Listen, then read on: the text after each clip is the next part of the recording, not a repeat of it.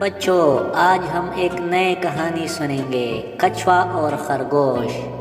ایک کچھوے اور خرگوش کی دوستی ہو گئی، دونوں ایک ساتھ کھیلتے گھومتے پھرتے۔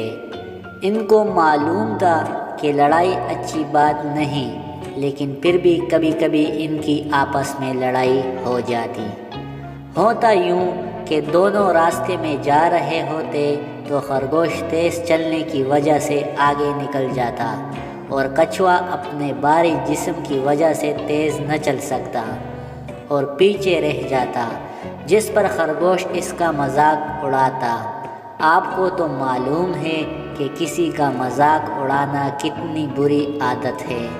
آخر ایک دن کچھوے نے تنگ آ کر خرگوش سے کہا، دیکھو، مجھے بھی اللہ ہی نے پیدا کیا ہے اور تمہیں بھی اللہ ہی نے پیدا کیا ہے، اس لیے تم اپنے تیز چلنے پر غرور مت کرو۔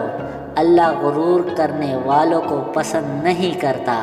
اگر تم کو اپنے تیز چلنے پر غرور ہے تو آؤ ہم دونوں مقابلہ کرتے ہیں۔ خرگوش بھی مقابلے کے لیے تیار ہو گیا۔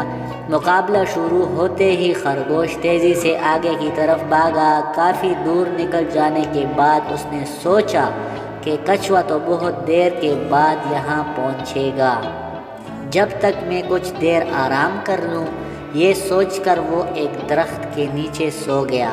ادھر کچھوا آہستہ آہستہ چلتا ہوا خرگوش کے پاس سے گزرا۔ خرگوش سو رہا تھا۔ کچھوا ساری بات سمجھ گیا۔ اس نے اپنی رفتار اور تیز کر دی اور مقررہ جگہ تک پہنچ گیا۔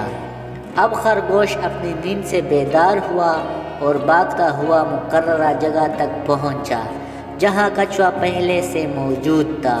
خرگوش کو بہت شرمندگی ہوئی اور اس نے غرور کرنے سے توبہ کر لی اور کچھوے سے معافی مانگی۔ کچھوے نے بھی اس کو معاف کر دیا۔ دوستو اور بچوں، ہمیں بھی کسی کا مذاق نہیں اڑانا چاہیے۔